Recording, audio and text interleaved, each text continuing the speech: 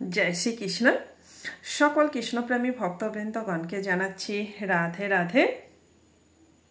आज 19 अग्रहायण 5 डिसेम्बर बृहस्पतिवार। प्रतिदिনের মতো আজ সন্ধ্যাবেলা বসে পড়লাম পাঠ করতে।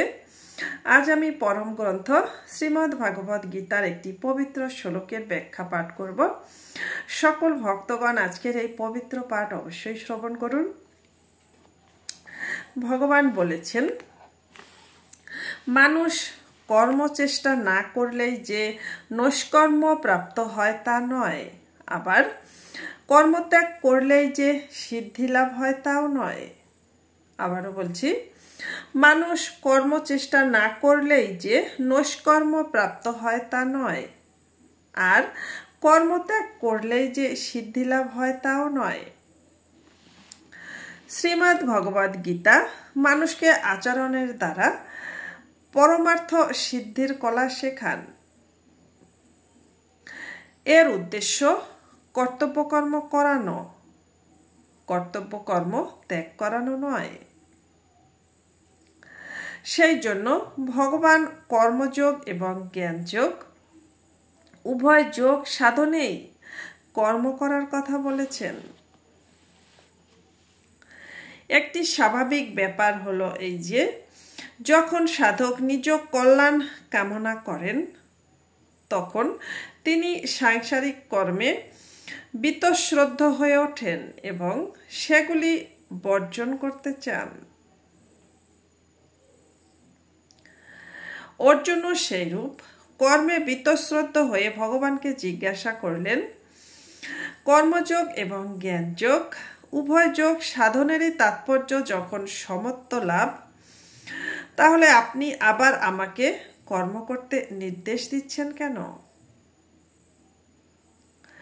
কেনই বা আমাকে যুদ্ধের মতো নিষ্ঠুর কর্মে নিয়োজিত করছেন? কিন্তু ভগবান উভয় প্রকার সাধনেই অর্জুনকে কর্ম করার আদেশ দিয়েছেন।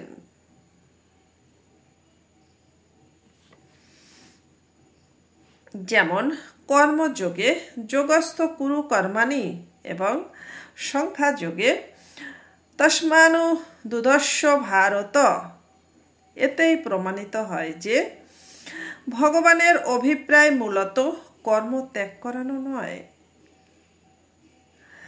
বরং তার অভিপ্রায় কর্ম করানো।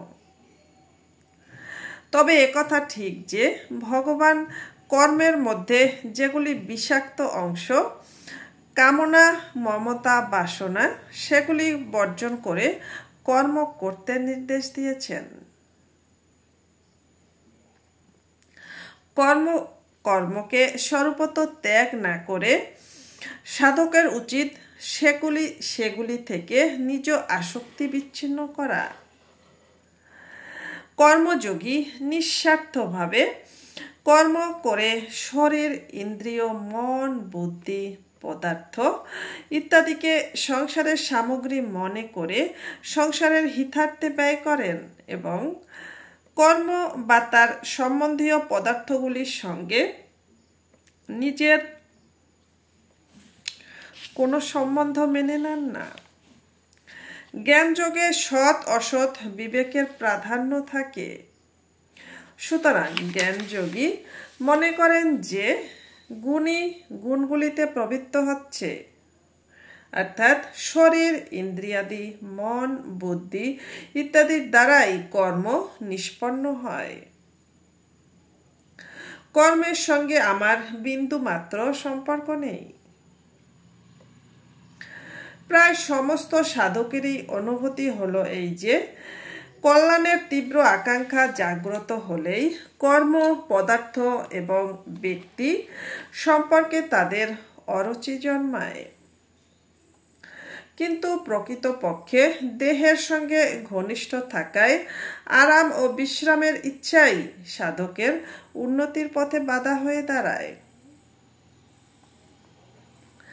সাধকের মনে এইরূপ ভাব থাকে যে কর্ম, পদার্থ এবং ব্যক্তিদের স্বরূপত পরিত্যাগ করলে তবেই আমি পারমার্থিক পথে আগুয়ান হতে থাকব।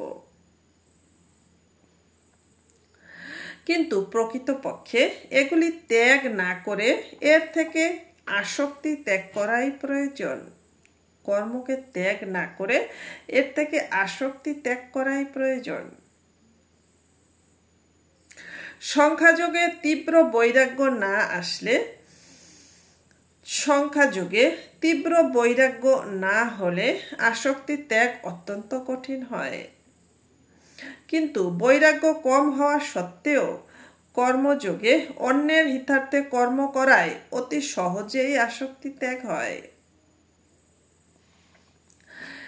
একান্তে অবস্থিত থেকে সাধন ভজন করাকেও গীতায় সমাদর করা হয়েছে।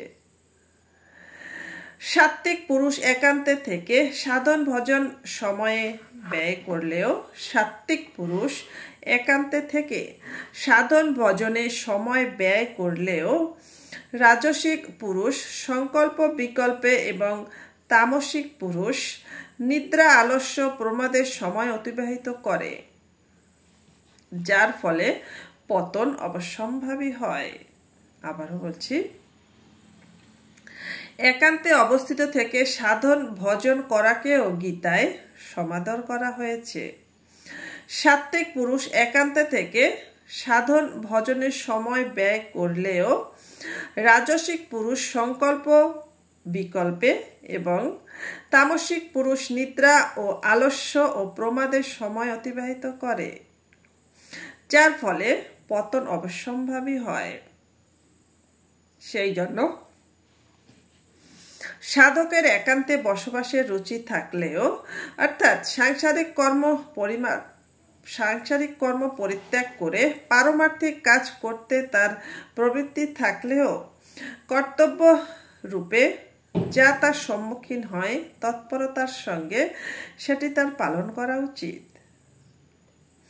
তবে সেই কর্মে তার আসক্তি হওয়া উচিত নয়।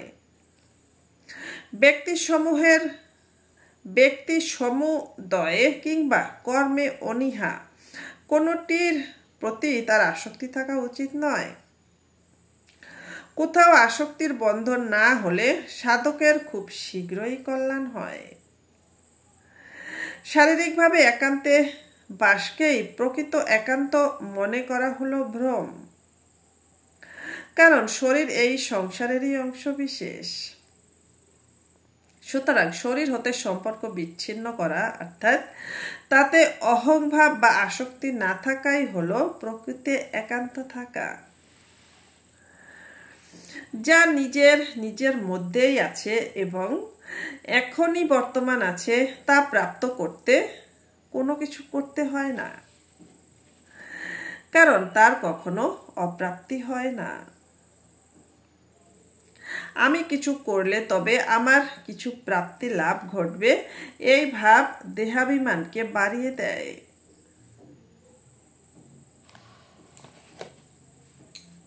হরে কৃষ্ণ। আজ এটুকুই। নমস্কার।